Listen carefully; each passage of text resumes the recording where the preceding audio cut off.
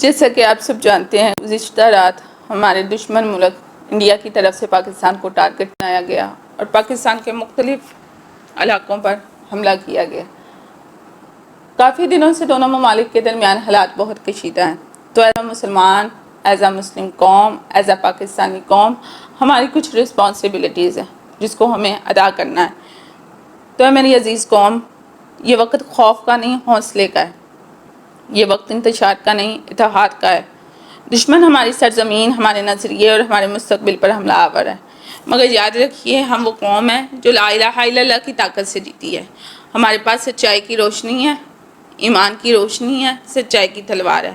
ہر فرد، ہر ماں، ہر نوجوان، ہر اس جدوجہد کا سپاہی ہے۔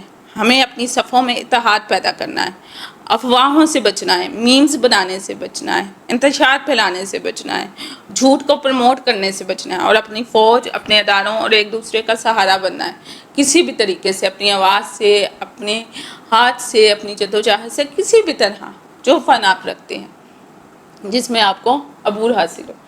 دوسری چیز، ایک بات ہمیشہ یاد رکھیے، اللہ کے نبی صلی اللہ علیہ وآلہ وسلم کا فرمان عظیم ہے کہ دشمن سے مٹبیر کی آرزو مت کرو، یعنی دشمن سے جنگ کی آرزو مت کرو، لیکن جب حالات ایسے پیدا ہو جائیں تو پھر اللہ پر توکل کرو، اللہ سے مدد کی دعا کرو اور خوب جم کے لڑو۔ اگر تم اس راہ میں شہید ہو گئے تو جنت تمہارے لیے ہے، اور اگر نہ بھی ہوئے تو غازی کہلاؤ گے۔ دوسری حدیث جو ہمیں ملتی ہے وہ اللہ کے نبی صلی اللہ علیہ وسلم نے فرمایا، اللہ نے مجھے وہ چیز عطا کی جو مجھ سے پہلے کسی نبی کو عطا نہیں کی۔ میں دشمن سے 1 مہینے کی مسافت پر ہوتا ہوں تو اللہ میرا روب اس کے دل میں ڈال کر میری مدد فرماتے ہیں۔ تو یہ چیز اللہ تعالیٰ نے مسلم امہ کے دل میں بھی رکھی ہے۔ کافر جتنا مرضی طاقتور ہو، اس کے دل میں مسلمان کا روب ہوتا ہے۔ یہ بیسیکلی یہ جنگ صرف نیوکلیر پاورز کی جنگ نہیں ہے، یہ جنگ کردار کی جنگ ہے، صبر کی جنگ ہے، دعا کی جنگ ہے، قربانی کی جنگ ہے، اور مسلمان کے لیے دونوں طرف آتا ہے، دنیا میں بھی آخرت میں بھی، کیونکہ جب ایک مسلمان اللہ کی راہ میں لڑتا ہے تو وہ اپنے دین کی بقا کے لیے لڑتا ہے، وہ اپنی سرزمین کی بقا کے لیے لڑتا ہے، وہ اپنی قوم کی خدمت کے لیے لڑتا ہے، اور اگر اس راستے میں وہ شہید ہو گیا تو جنت اس کو بطور جزا اور اجر دی جائے گی۔ جبکہ کافر صرف زمینی خطے کے لیے لڑتا ہے، اسے اللہ تعالیٰ سے کوئی امید نہیں، تو وہ بے شک وہ دنیا میں بھی ناکام ہے، وہ آخرت میں بھی ناکام ہے۔ اور یہ اللہ کے نبی صلی اللہ علیہ وآلہ وسلم کی پیشین گوئی ہے، غزوہ ہند ہوگا، ٹھیک ہے؟ یہ چاہے آج ہو، 5 سال کو ہو، 10 سال کو ہو، 15 سال کو ہو، 20 سال کو ہو، یہ غزوہ ہند ہونا ہی ہونا ہے۔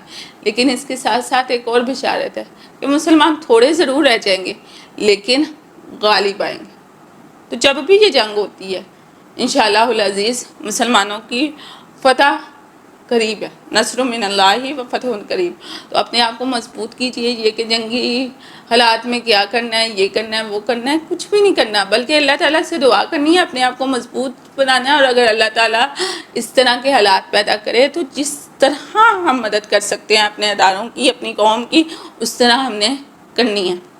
میمز نہیں بنانے، انتشار نہیں پھیلانا، افواہیں نہیں پھیلانی، کیونکہ یہ بھی ایک طرح کی غلط اور گناہ کا کام ہے۔ جو کرنے والا کام ہے وہ کریں، کیونکہ حق کی لڑائی ہمیشہ جیتی جاتی ہے۔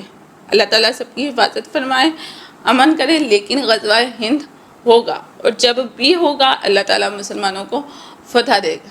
یہ اللہ کے نبی صلی اللہ علیہ وآلہ وسلم کی پیشین گوئی ہے، اور یقیناً یہ پوری ہوگی، اور جب بھی ہوگی فتح آپ کا مقدر ہوگی۔ جان دی ہوئی اسی کی تھی، حق تو یہ ہے کہ حق ادا نہ ہو۔ مسلمان قوم، پاکستانی قوم ایک بہادر قوم ہے، اور ہماری دعا ہے کہ اللہ تعالیٰ پاکستان کو تا قیامت اس دنیا کے نقشے پر آباد رکھے۔